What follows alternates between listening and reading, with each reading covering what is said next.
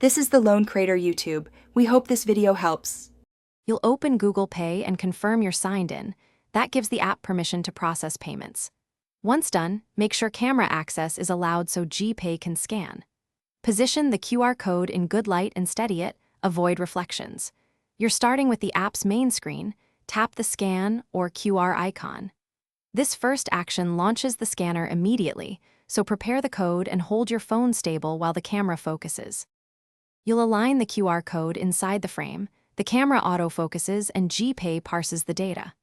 Once it reads the code, pause and let the app populate merchant and amount fields. This prevents mistakes. Make sure the displayed payee and amount match what you expect and choose the correct payment method or card.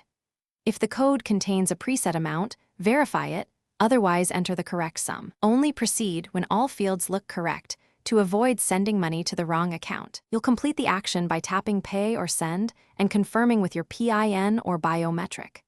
After authorization, wait for the confirmation screen and digital receipt. Save or screenshot it for your records. If the scan fails, make sure the lens is clean and the camera has permission. Retry in better light or zoom slightly. As a fallback, copy the merchant UPI ID from their display and paste it into Gpay's pay field to complete the transfer securely.